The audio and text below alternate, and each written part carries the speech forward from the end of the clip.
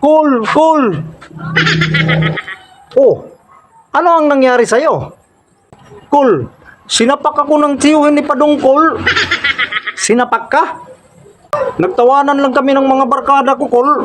Akala siguro niya siya yung pinagtawanan namin, kaya sinapak ako, Kol. Ay, gagong tao to ah. Kaya sabi ko, isusumbong kita sa angkol ko. Baka hindi mo siguro kilala yung angkol ko. Hoy, bakit hindi niya ako kilala? Sabi pa niya, Kol, kahit magsumbong ka pa sa angkol mong si Boy Waray, pag-uumpugin ko kayong dalawa. Ganon ang sabi niya. Nako, makakabugbog ako ngayon. Tara na, Kol, risbakan na natin, Kol. Kasi ang hambog-hambog niya, nakalabas pa lang daw niya sa bilibid. Saan galing?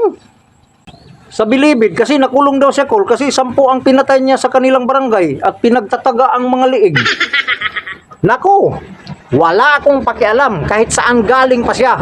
At wala rin akong pakialam kahit ilan na ang pinatay niya. Baka hindi niya ako kilala. Si Boy Waray ito. Tara na, Kol, risbakan na natin, Kol, para makaganti na ako, Kol. Wala akong pakialam kahit sino pang Punsyo Pilato yan. Kasi pwede natin yang kasuhan, Toy. Risbakan ta na nga ni, Kol. Ano pa mang risbak-risbak na yan? Di ba sabi mo na kalalabas pa lang ng prisuan at saka 10 na ang pinatay? Naku, tigbak tayo dyan, Toy. Saan ka binatukan? Dito, Kulo, ang lakas pa naman. Patingin nga. Ano yan, Kul?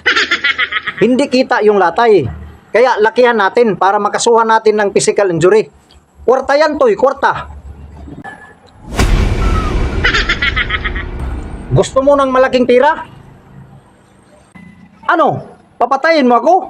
Akala ko risbak tayo, Kul. Iba na ang labanan ngayon. Pautakay na. Kaya akin na yung mukha mo para malaki ang ebidensya.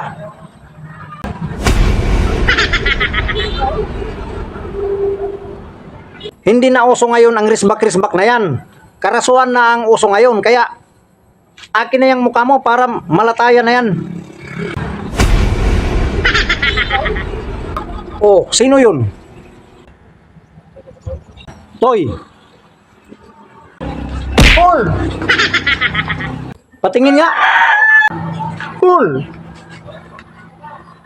Oh, sakto na yan. Panalo na tayo sa kaso. At ipablatter na yan para magkapira na tayo.